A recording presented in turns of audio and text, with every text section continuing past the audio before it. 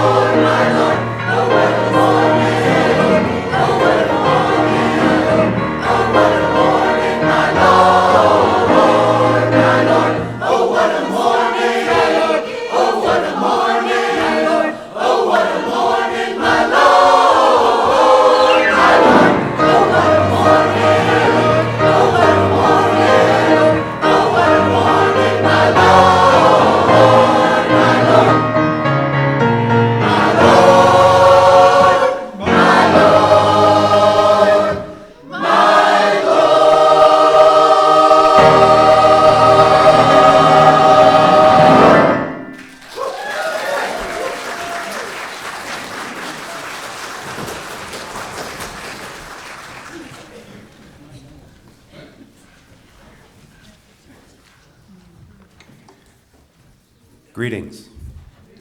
Welcome. Thank you all for being here today. We now pause to light our chalice as a symbol of our shared Unitarian Universalism faith. We are calling Kyriana Cascade to the stand. Thank you, Kyriana. Or is it supposed to be summoned, maybe?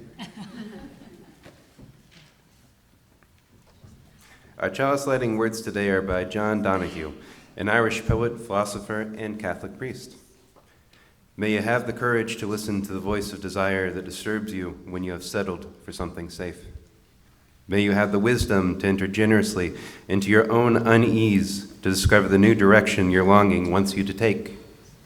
May the forms of your belonging in love, creativity, and friendship be equal to the grandeur and the call of your soul.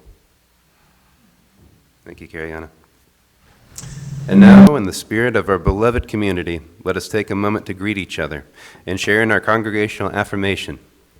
We need not think alike to love alike. You can walk around and say hi to each other. Yeah, you don't need permission, it's okay.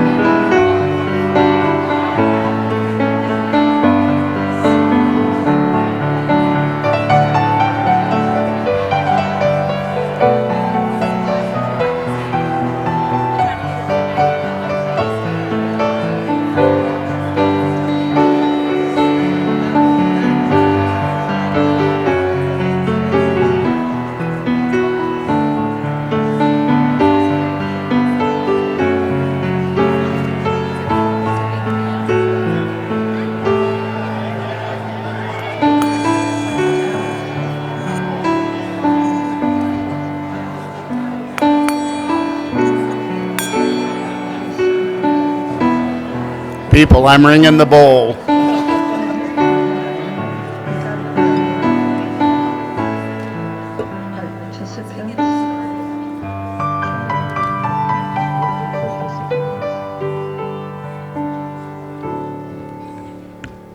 Good morning, good morning, good morning. I am so happy to see you all.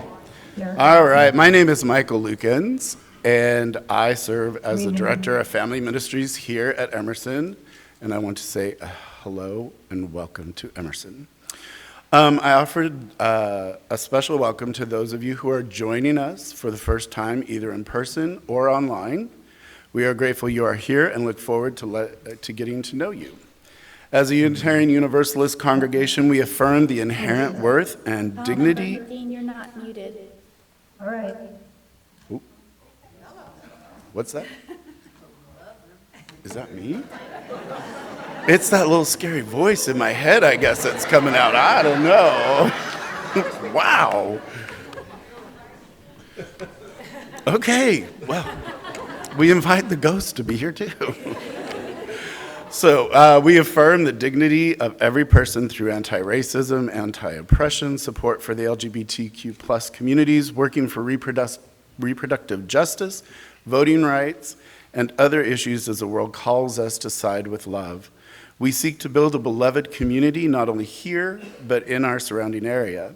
If you're viewing online, we hope to meet you soon in the future. For everyone here in person, you are invited to join us for social time after the meeting.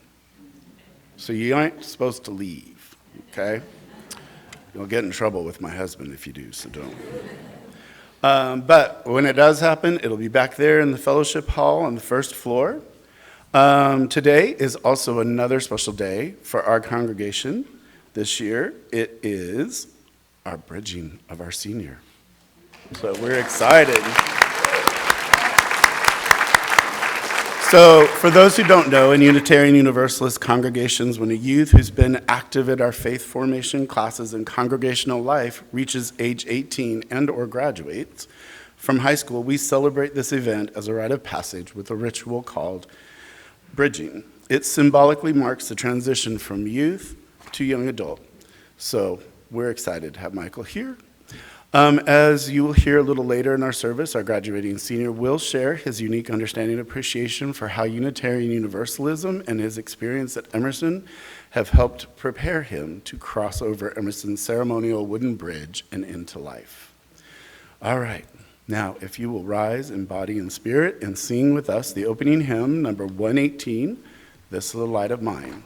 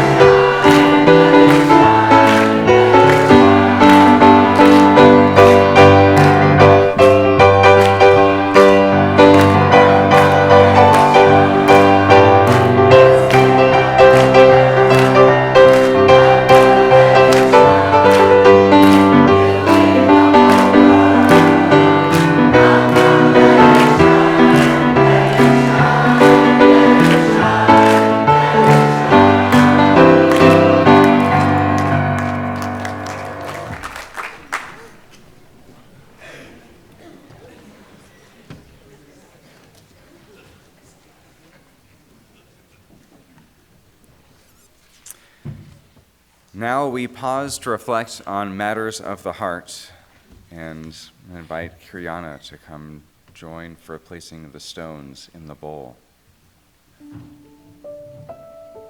Or not Kiriana. I'm going to invite Reverend Christina. Thank you for joining for putting the stones in the bowl. For this morning's ritual, we have water and we have river stones. The stones are smooth and the stones have weight. They're indicative of both life's pleasures and times of ease, as well as life's burdens and times of heaviness. The water receives these stones with ease and calmness. Each week, you are invited to write a joy, sorrow, or concern in this book, or email it to pastoralcare@emersonuu.org to be read. If you're online, we invite you to recreate this at home. You may place a stone in a bowl of water to honor what is in your heart. We begin, thank you, Kiriana, perfect. Some time. We begin by placing 3 stones in honor of the Cherokee and Muskogee nations of indigenous peoples who lived here before us. 2, for those wrongly enslaved here who labored on this land. And 3, for all those hurting in current conflicts across our globe. Within our community we share, Melanie LeMay and George Clear have finally made the transition to their new home in Canton. They had a marathon moving experience with 2 different professional movers and the amazing help of scores of Emerson friends. Reverend Christina and Melanie's son Matt also went above and beyond to help Melanie and George move from their 2,200 square foot house in Marietta to an apartment and storage unit in Canton. They are inundated with boxes, but gradually making progress.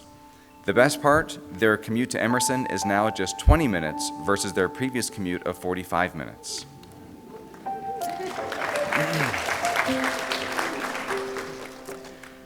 From Sarah Allman, I would like to officially announce that my oldest daughter, Eva, has accepted an invitation to the year-round program at the San Francisco Ballet School. She will attend the summer program and then return for their school year program. We are so proud of Eva and all she has accomplished. We are so grateful for all those who have supported her along her journey. We wish her all the best in this next chapter of her journey.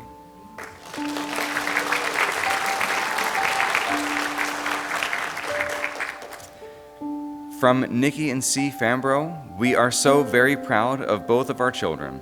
Michael is graduating this week from an intense and difficult performing arts program. Jai has survived their first year of high school in the same program.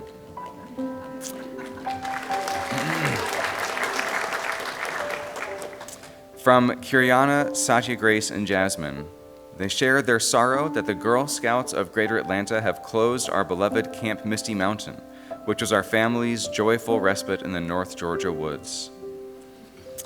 And Satya Grace shares her joy and is proud to announce that Kiriana will perform her first solo with Atlanta Young Singers tonight.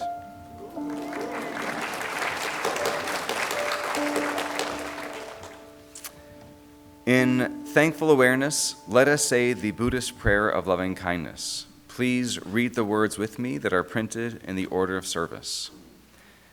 May we all be filled with loving kindness. May we all be free from harm and suffering.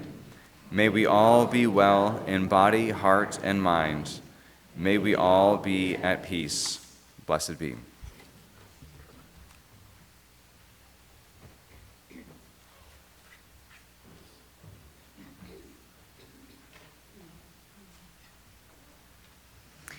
Good morning.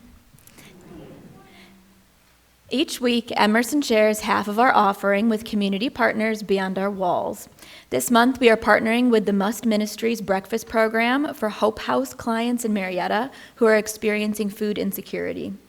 During the month of May this year, we are going to again raise funds through Share the Basket for the Must Ministries Breakfast Program for Hope House clients in Marietta. Because the number of unhoused people has risen, and because food is more expensive, we have chosen a 5-Sunday month in hopes that we can raise enough funds for the year. Must Ministry serves breakfast daily for clients at the Must Hope House in Marietta. Emerson volunteers cook and serve scrambled eggs, turkey sausage, biscuits, and cheese grits for 70 people every second Monday. We enjoy the gratitude of the residents at the serving line, so we thank you on their behalf for funding this program. Please let Mark Cobb know if you would like to help with this program.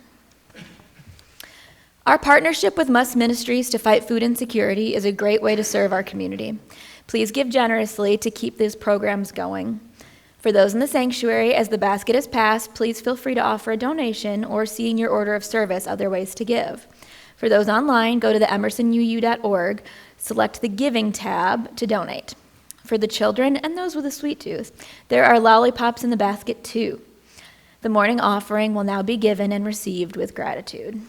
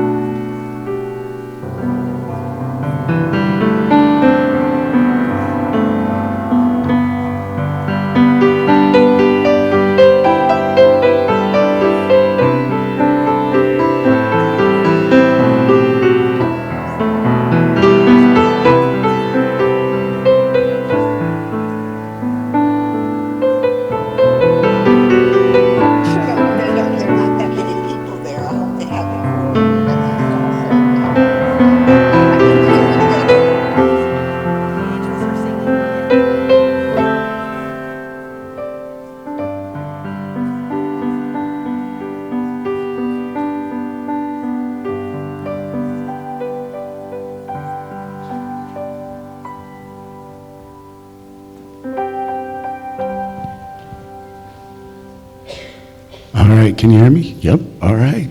Can I have the young and the young at heart come down and join me for our story? And I'm going to make a special invitation to our graduating senior to come sit with us. He's thrilled that I'm asking, but you got to do it one last time and for memory's sake.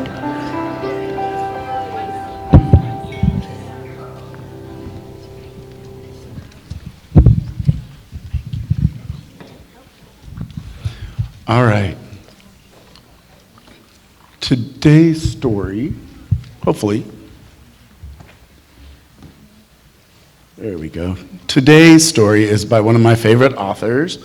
His name is Kobe Yamada, and this book is called Trying. All right? Yay. How do you do that?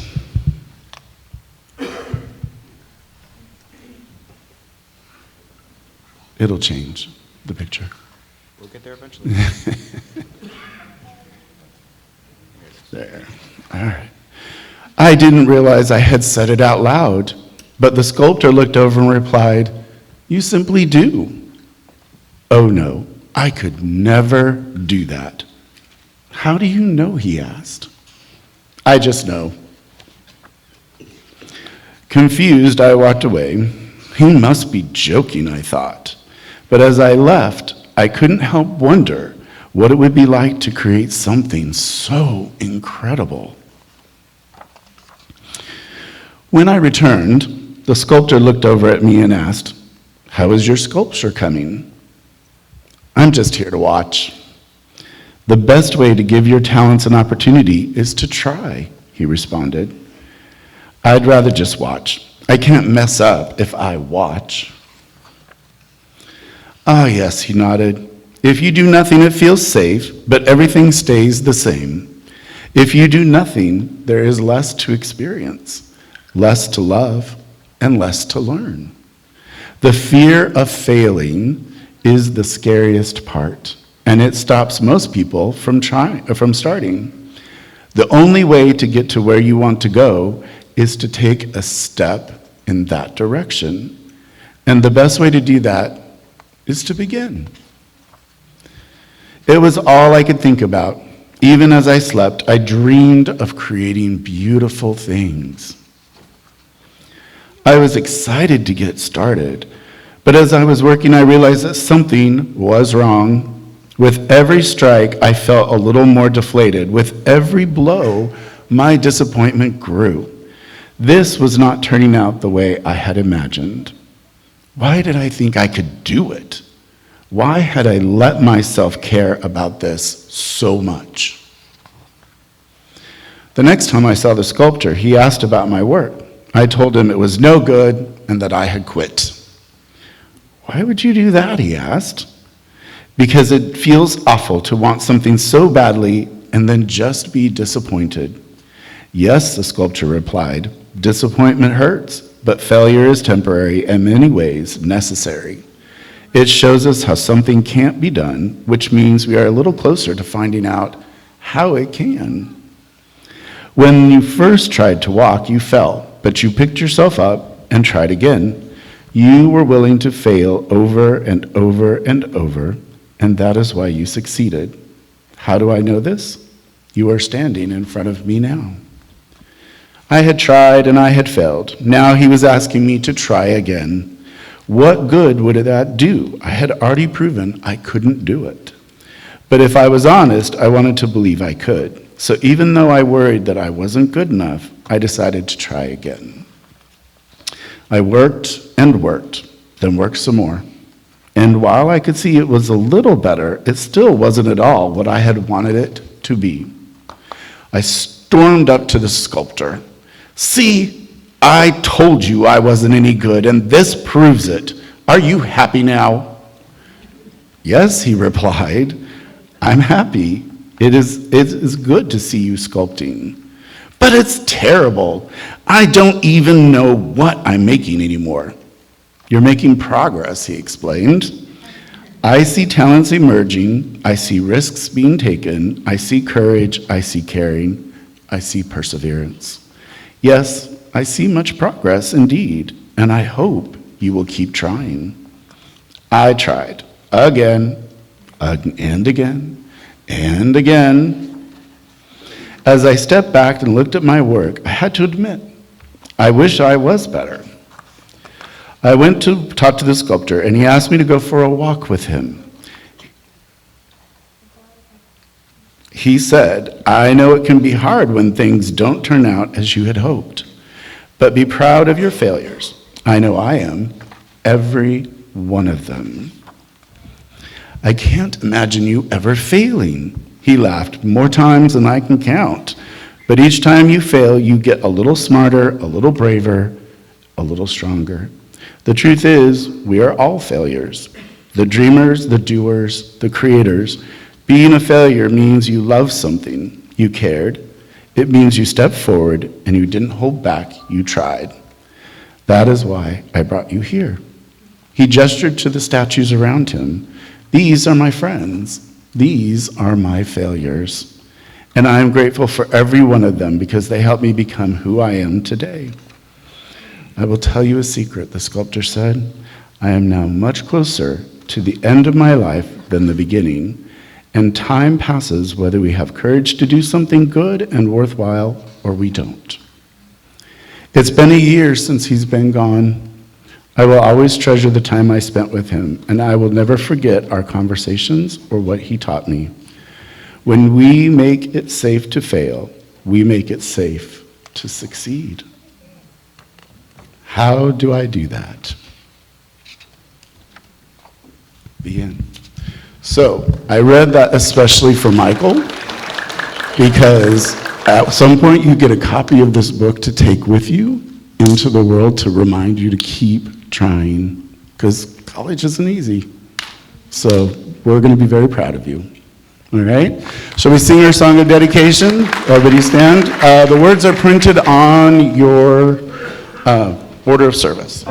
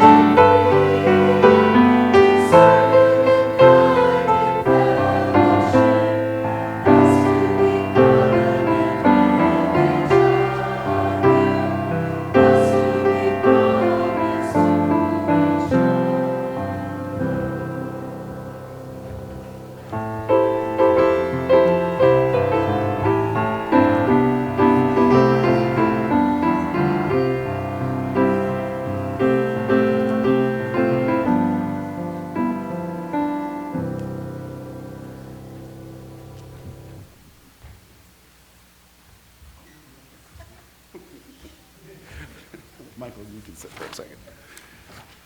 All right, so let us get down to business and let us begin our bridging ceremony and get Michael across that bridge. So this transition we mark today is a giant step from youth to young adult. It is just one moment in a journey of their spiritual lifetime.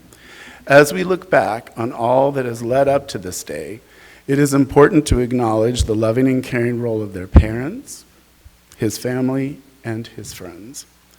To all of you teachers who have been so helpful, and the ones for years past, and RE volunteers who have supported Michael by driving him to and from events, chaperoning, teaching, staying up at night, practicing talks, being present in good and bad times, cheering him on in his individual successes, you made a difference. Yes, you do make a difference. However you look at it, you are part of his Emerson family. And how proud you must be of him. I know Michael thanks you for being here and being present, because you have all made differences, big and small. Michael, for years you have watched as other graduating seniors have walked across this bridge, and today, at long last, it is your turn. He's not anxious or excited about this, right? All right, for our bridgings ritual, it is the children of Emerson who have the responsibility of sending our seniors across the bridge here in the sanctuary to symbolize their journey from youth to young adult. So Michael, first I want you to come stand down here on this side of the bridge. And then can I have all my kiddos come up here and join him right here on this side?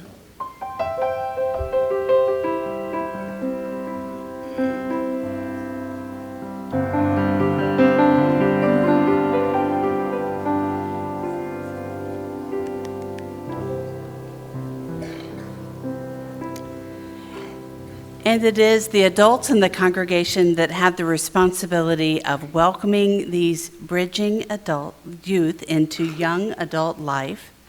Could we have a few adults, including Michael's teachers of all ages, but especially some of the youngest adults, to come forward and receive him?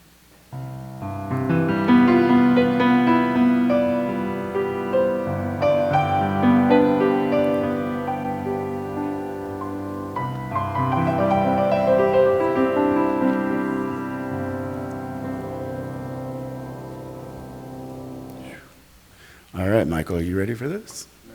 Well, I want the show. All right, you ready? Yeah. You may cross the bridge. Slow. Oh, real slow. Yeah, go ahead. Take your time.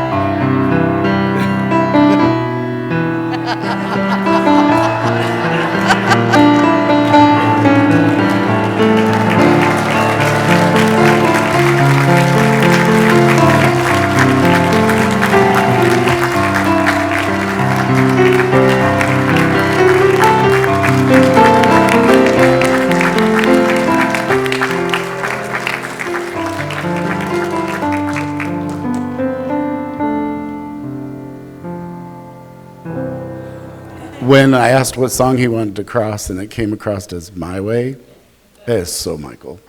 So good. All right. So thank you for everybody who is up here. You can take a seat. Go back to your places. And Michael, you get to come up here and join us again.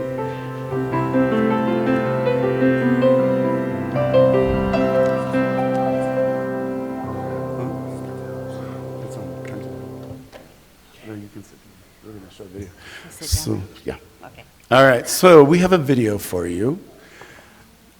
We created. He's just loving me today. I can just hear it all the way from there. So, yes, so we'll turn on the video and you can have a gander.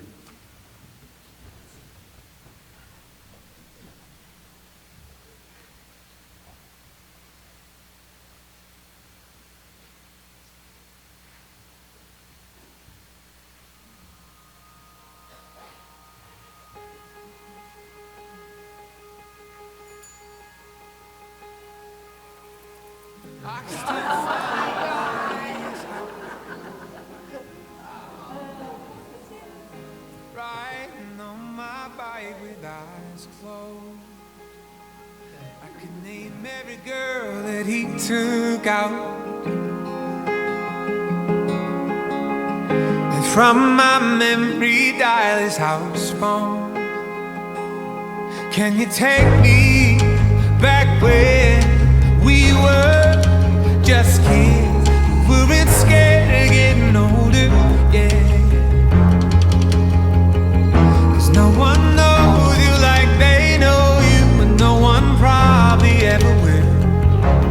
You can grow up, make new ones, but truth is, there's nothing like old friends. 'Cause you can't make old friends. Yeah. Can you take me back where we were just kids who weren't scared of getting older, yeah. 'Cause no one knows you like they know you, and no one probably ever will. You can grow up, make new ones, but truth is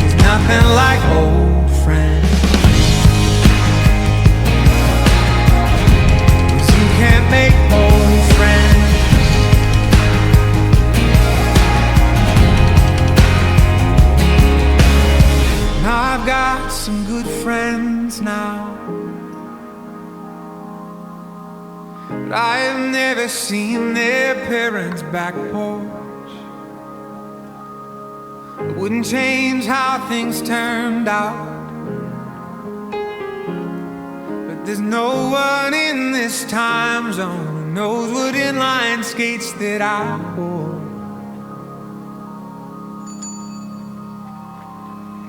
Can you take me back when we were just kids who weren't scared of getting older?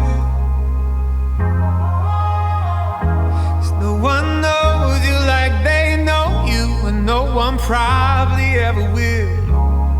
You can grow up, make new ones, but the truth is that we grow up, then wish we could go back then. There's nothing like old friends. You can't make old friends.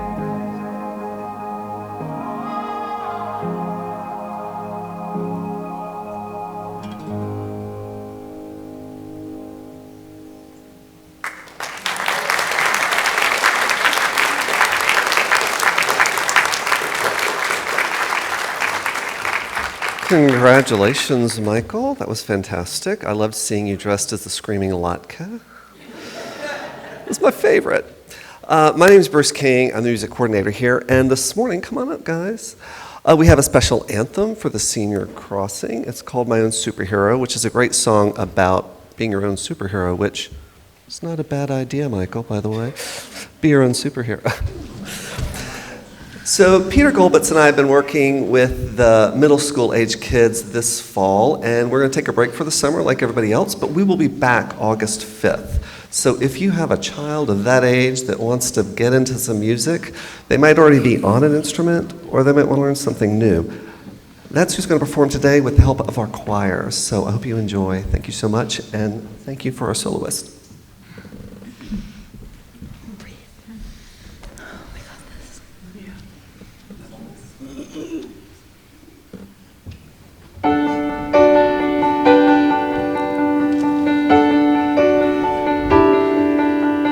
When I feel alone or afraid, and nothing is going my way, or when I'm just running a little low on faith,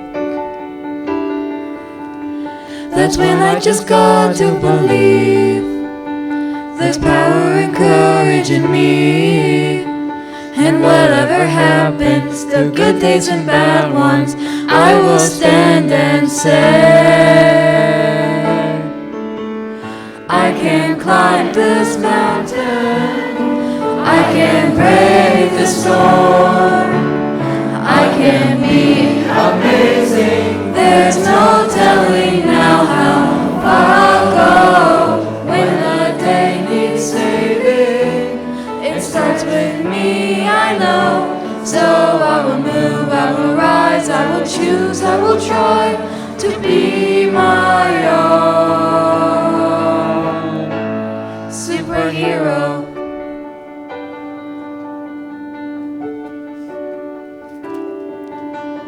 Then I'll be a light in the dark. I'll do the right thing when it's hard. I'll reach out my hand if we start to drift apart. When you need my help, I'll be there.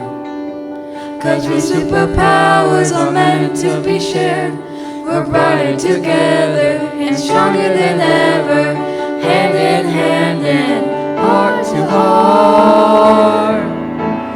I can climb this mountain, I can brave the storm, I can be amazing. There's no telling now how far I'll go when the day needs saving.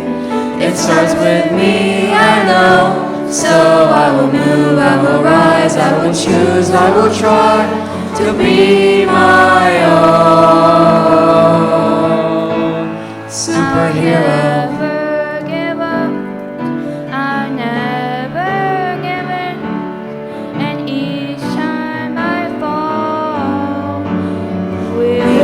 Rise again.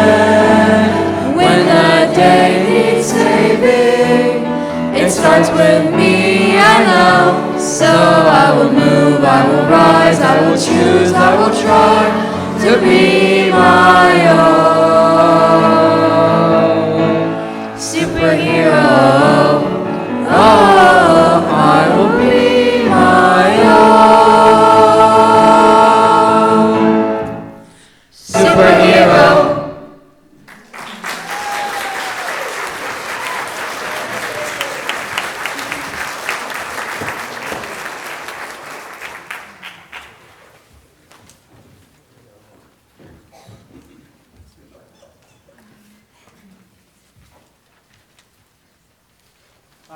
This is a genuine pleasure and honor to introduce this young man, this young thespian. It's our singular attraction today for Michael Frembo, who has been attending here at Emerson since he was 3 years old. Thanks, Mom. It doesn't take knowing him long to figure out that he has a genuine affection for the theater. Many of us share that. And what Anthony Newley once called that addiction, the roar of the grease paint and the smell of the crowd. One day like today. I love Anthony Newley. Thank you, sir. He's gotten a great introduction to theater through his years at Pebblebrook High School, where he's worked mostly backstage, working with lighting and creating set designs, both arts in their own cases. And once he confessed to me that a spotlight fell from the sky, but true to the theater, the show went on, correct? The show went on anyway. But he has recently moved from backstage to downstage, and he will soon take his own theatrics to the Georgia College and State University, where he will study, coming as a complete surprise to absolutely no one, theater. So,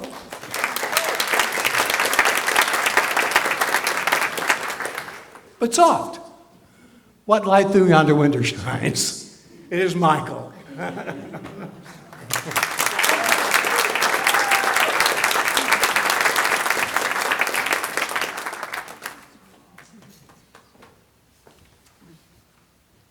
Thank you, Richard.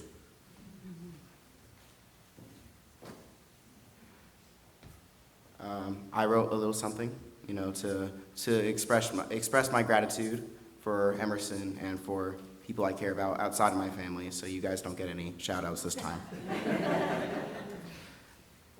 For as long as I can remember, since I was a wee little lad, I've been attending Emerson. I've grown up here, learning about various religions, social issues, societal issues, owls, thanks Mom, etc., etc. I love the atmosphere that Emerson provides to its attendees. I always felt like this would be a safe space if I ever needed to talk about someone with any issues I may have had. Deviating from Emerson a bit, someone outside of my family who has influenced me greatly was my old technical director, Mrs. Lindsay Trammell. She pushed me to be more active within my passion of theater and taught me in ways that I could actually learn from. A peer of mine who has influenced me is Jesse Ewing. Since I've met him, he has always been another voice to hear from. Sometimes it was insightful, sometimes it was complete nonsense. But either way, I've always appreciated him as a friend. Another peer of mine is Jaden Longs. Whenever I needed to talk, she was there to listen. Whenever something happened, she was there to say something. I will never forget her compassion and hope I can return it someday. Moving on from theater, an experience that influenced me was the road trip my family took to Colorado in the summer of 2024. It was there where I really started to get into photography. It started with shooting pictures of the mountains and flowers, and eventually shooting shows, parties, doing headshots and prom pictures, etc. Even if it was a really long and really boring drive through Kansas, I'm glad I found some passion that I continue to carry today. Circling back to Emerson, my peers and teachers have influenced me greatly. I've always held the lessons and what I've learned in my heart, especially things like religious teachings, to be respectful as I can to people. With me moving away to Georgia College and State University in Milledgeville, I doubt I can make the journey over here every Sunday, so I will try to attend more often before I have to leave. I love and will miss you all, and I hope to be able to see you all again after I'm in college.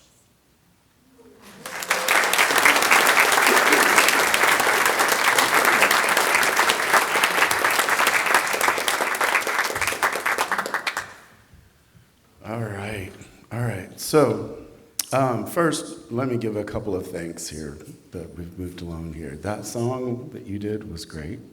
Loved it. Thank you. And a special thanks to my film producer, Alex, for putting that videos together. Thank you for everything. All right, Michael, come back up here for a second. So your Emerson family wants to give you a gift. This one. There you go. Inside, you will find a chalice to take with you through your life. This chalice was born of clay and water from the good earth, just as you were born on this earth. It was shaped by the skilled hands of former Emersonian artisan Nick Joquet, just as those in this Emerson community have had a part in shaping you. It was fired with flames to bring out the chalice's beauty and the strength, just as challenges of life will bring out your beauty and strength. Light this chalice wherever you go to remind you of the light of this community, which will always be available to you. Thank you for being a light in our lives, and may that light continue to shine for those who come in contact with you through life.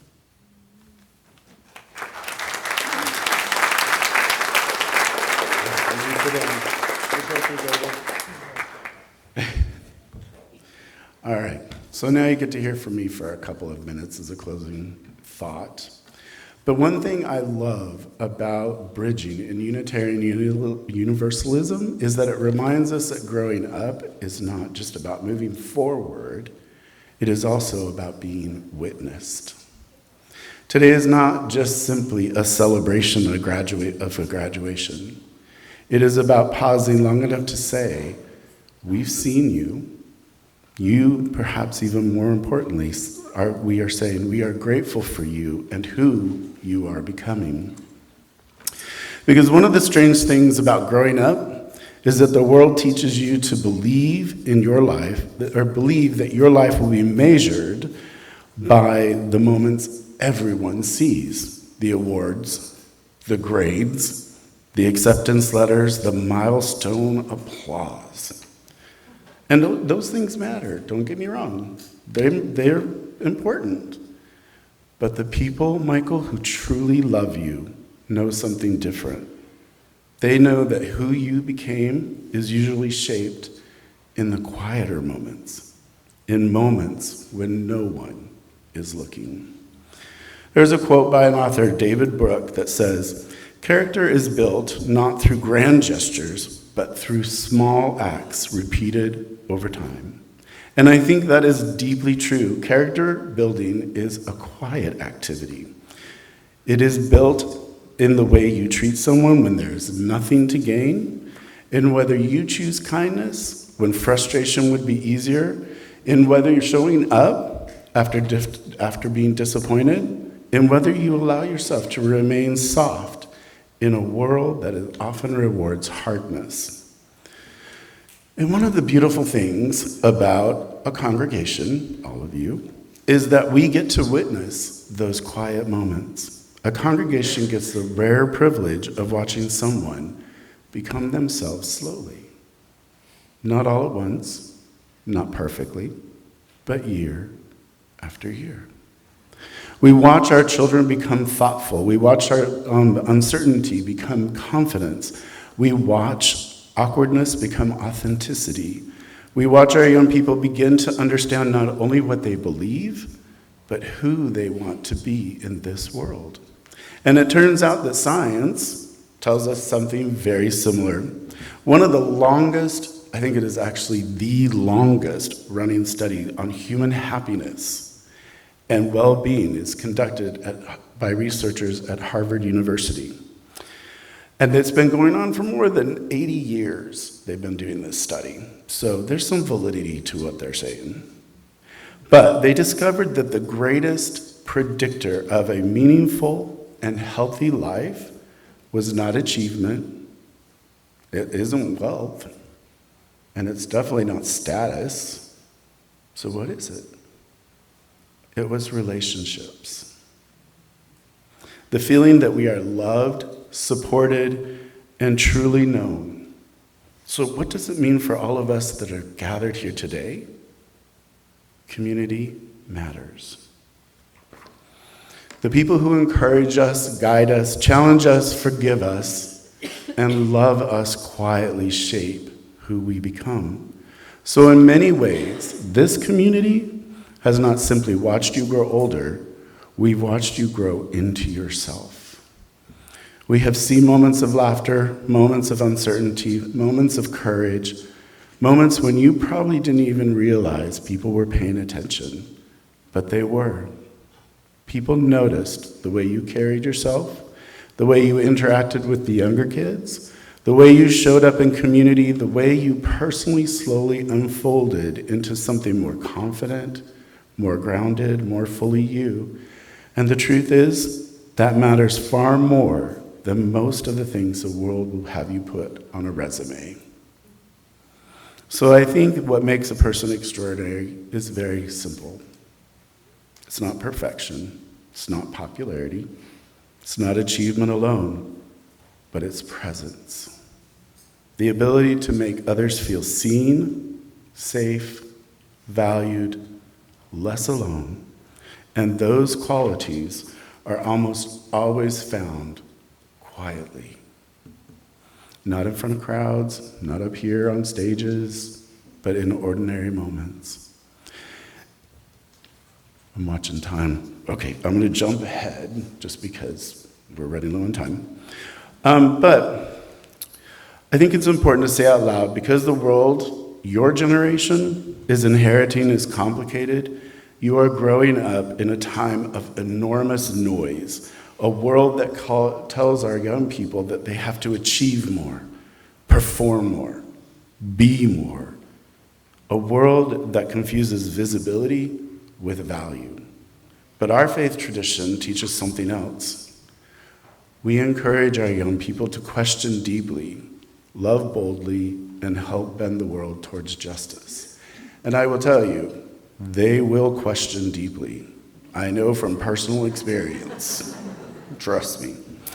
So today, as you stood at the bridge in between the one chapter of your life and another, I hope you remember that adulthood is not about suddenly having everything figured out, and it's not about becoming perfect overnight.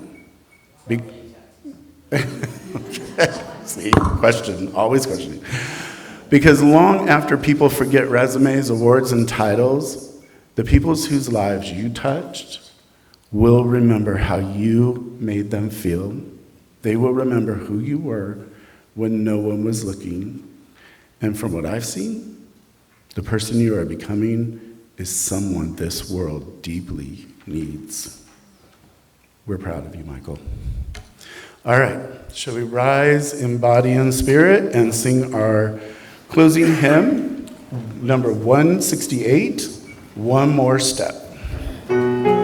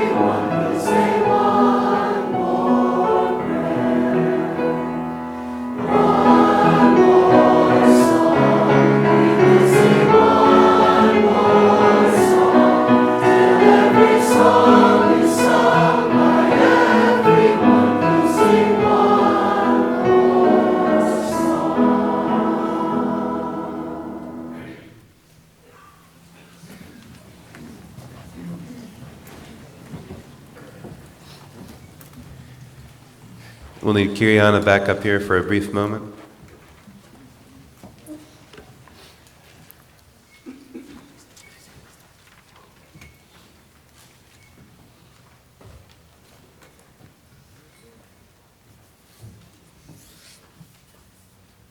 Snuff it out. End it. Thank you, Kiriana, for extinguishing our chalice. We extinguish this chalice, but not the light of truth, the warmth of community, or the fire of commitment. Carry in our hearts and out into the world until we are together again.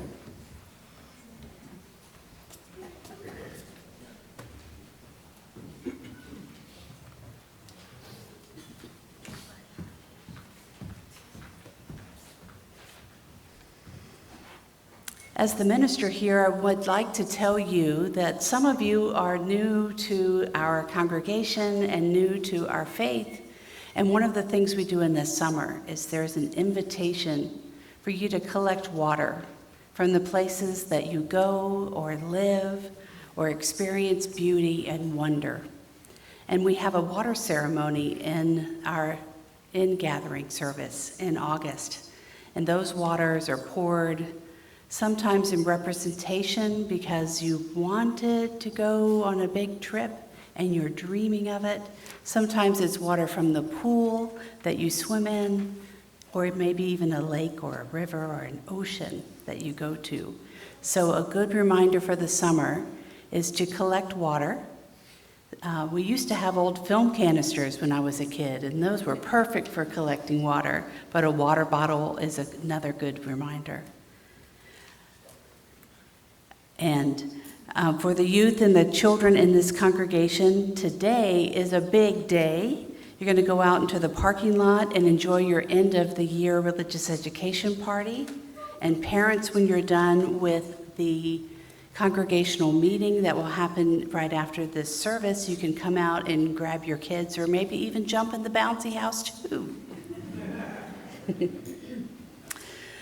So today is our annual congregational meeting, and so we are going to hold you hostage here, and you were not allowed to leave. No, I'm kidding. We do need to have a quorum of 30% of our voting members present, and please know that if you are a friend or a longtime member, you are all invited to stay and be a part of this important meeting. And may the children now leave in peace and take peace wherever you go. And teachers and adults who need to help out with them. Thank you so much.